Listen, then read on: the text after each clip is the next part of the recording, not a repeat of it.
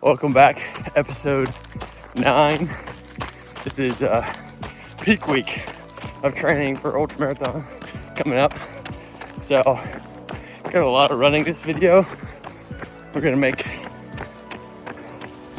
a big dent in the training and have some fun while we're at it. So, just got 4 easy miles today, and yeah, we'll take you on a grocery haul too. So let's go. Morning. It's early. Just getting in a quick 3 before work. Didn't have any other time throughout the day to run, so now is as good as time as ever. It's also beautiful in the morning. Getting a little effort in first thing. It's like a freaking supercharge for your day. It's a little windy this morning, but 3 miles, 29 minutes, 14 seconds at a 9:43 pace. Just chilling. I think my heart rate was pretty low. If I had to guess, it was somewhere between 130 and 140 for all that. But one of the takeaways from today is your food drastically impacts how you feel throughout workouts. And this is common sense. Like, if you put crap in your body, you're gonna feel like crap. But I need to kind of police up my eating just a little bit, because last night I definitely had a lot of cookout again. Last time I had cookout, it ended very badly, but I ate a lot of cookout again last night, and a milkshake, and shocker, didn't feel the greatest today. So just food for thought. You put crap in, you're gonna feel like crap. All right, we are currently in the grocery store, and this is a really hot take on the whole taking you through a grocery haul, because it's weird setting up a camera in the middle of the grocery store. This is currently attached to my little shopping cart here, so I'm figuring it out. First things we got, some apples. Haley's been loving this tea we have at night. It's apple, cinnamon, and some kind of special honey that supposedly has like a bunch of really good health benefits. Not supposedly, it does. But we like these Honey Crisp apples, so I get 4 of those every week. Other thing,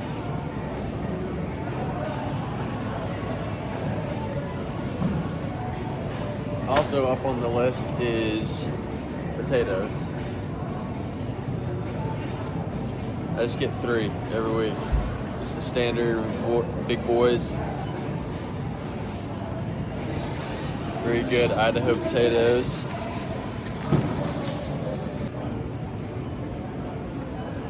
I honestly kind of like the look of these. I just get like 2 or 3 every time. So, God, this angle's bad. Grab an onion as well here. Got a few peppers, bell peppers as well. It's so funny walking through the store with the camera on. The way I have this set up, it's like pretty obvious what I'm doing. Alright, so you see what I got here so far. We got some chicken thighs, some ribeyes. These ribeyes are really well priced. I mean, we got three full ribeyes, 2.7 pounds for $35. I mean, can't beat that. And then 2 packs of chicken breasts at about $6 a pound. So you can't beat these. I mean, if I find steaks like this that are just on sale, I'm grabbing them every single freaking time. Normally I stick with ground beef for the red meat for the week, but it was like $12 for the 95.5, and I'm like, nah, we're good. So that's gonna be lean protein for the week. Lean protein. Ribeyes are not lean, but it's all right. It's better than nothing. So, and I love steak. I'm also a sucker for Ben's Original. I grab one of each of them. So.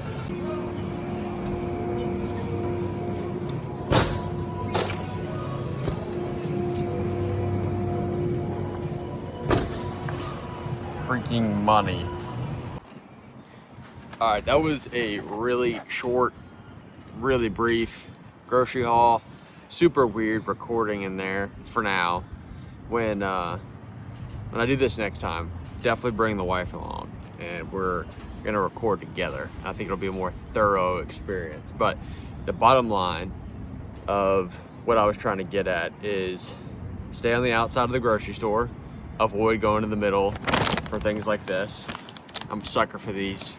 They're the best things ever. But avoid going in the middle, stay on the outside, stick to lean meats if possible. I normally go with chicken breast, chicken tenders, or lean ground beef. Those are my three favorites.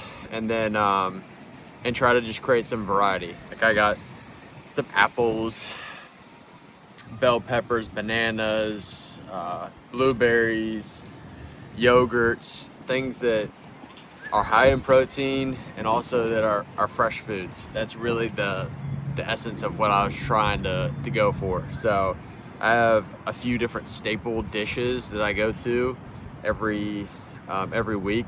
It's the cheeseburger bowl I make, sweet potatoes and salmon I love, and then I also spice it up sometimes and throw steaks in there. So it just depends.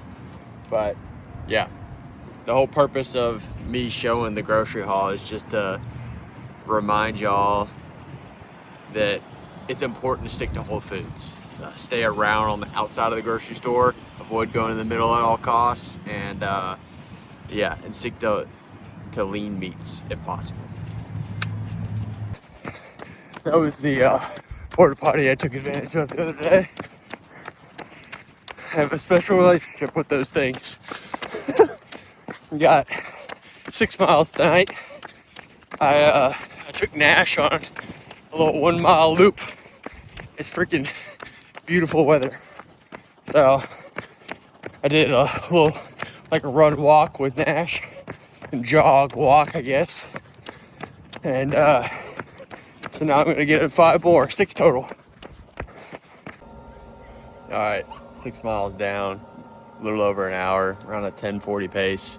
Felt so effortless, like barely even broke a sweat somehow after 6 miles and over an hour running, which is crazy. Partially due to the weather, but also just felt really, really good. Got the grill rolling up now, smoke a little bit. Barely missed a sunset over yonder. So, yeah. Nash just chilling over there. He's like, man, this weather's so good. I'm not going anywhere. So, felt really good. Sometimes runs just work like that, where like one out of every few that you do, it just depends. Could just feel like you're not, I was gliding, wasn't even putting in any effort. So, that's good. Good day. Really good day. I'm gonna grill up some meat now for dinner. All right, here's dinner tonight. Probably 1.5 steaks. Nash really wants one. Look at him. He's like, give me steak.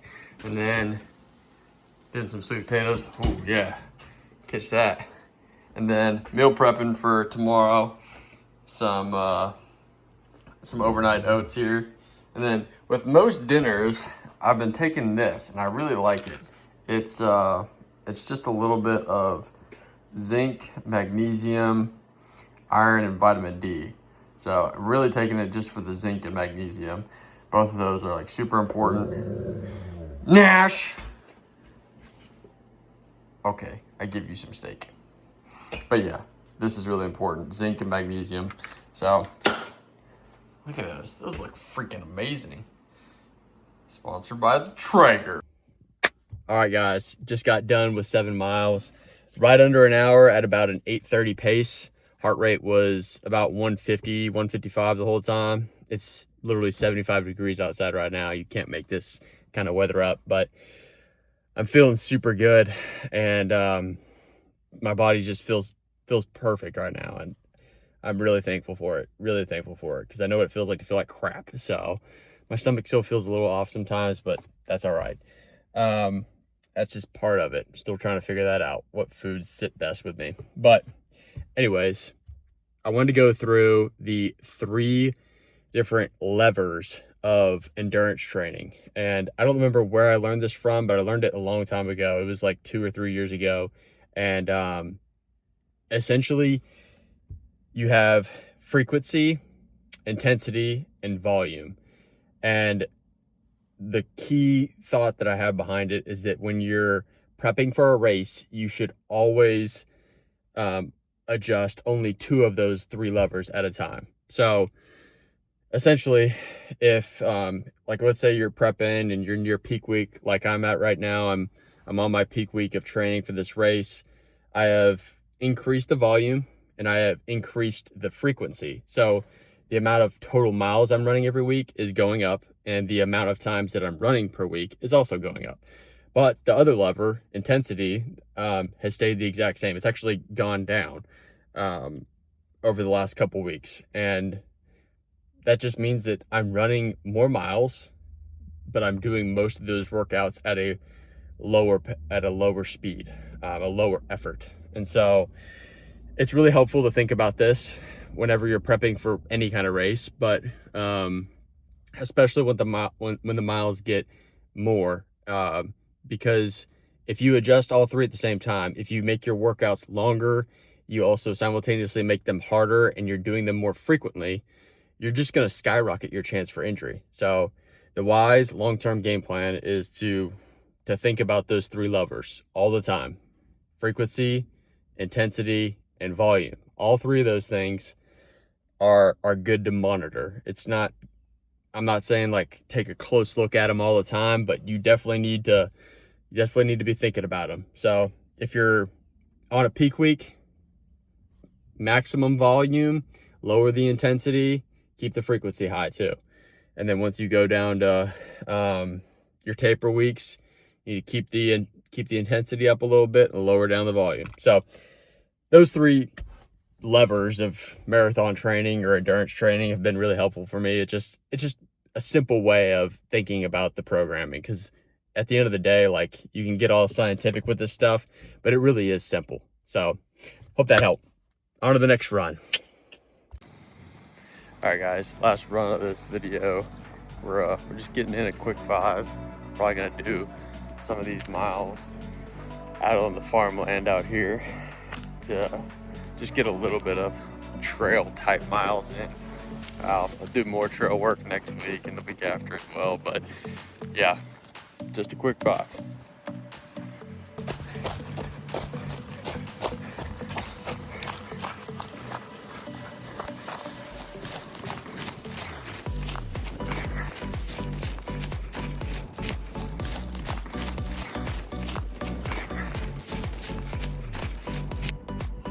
All right, guys, wrapping up the video for the week, and we did 5 today. It's probably at like a 9:40 pace, and we got in some miles out on the farmland around here. It's a little bit difficult trying to train for a mountain ultra marathon race in the farmland of North Carolina. It's just flat. There's not a hill in sight, and that's okay, but I'm just trying to get my body familiar with the terrain, at least, of a trail. So I just run around the farmland around here every now and then. Either that, or there's some good local trails here as well, but none of them have elevation gain, so I do all that work on the treadmill. But the one thing I wanted to hit on real quick is that when I talked about earlier, there's 3 different components to endurance training. You got the volume, you have your frequency, and you have your intensity. And you don't ever want to adjust all 3 at the same time. It increases your chance of injury. It's just not beneficial for your body. So right now I'm near the most amount of volume I'm going to do every week leading up to this race. And next week and the week after, I only have 2 weeks left till the race. Freaking crazy. I'm starting to get a little bit nervous about it, but I feel good still. I feel good. But leading up to the race, I'm going to keep the intensity very high, but the amount of total volume, the amount of total hours that I'm training are going to go down. And that's just to allow my body a little bit chance to recover, and also to, like I said, decrease the chance of injury. So anyways, I just want to say too that it's also important to note that the the peak volume that you do for any race is very, very subjective. There's a bunch of recommendations on like you should hit X amount of miles per week leading up to your race. It doesn't matter that much. It really doesn't. Like, you just steadily increase the volume and do what your body feels comfortable with. Mine, really anything over 40 miles, it's not too happy with. So I've learned that lesson many times. All right, thanks for watching. You got 2 weeks left, then the big day down in Blairsville, Georgia. So stay tuned.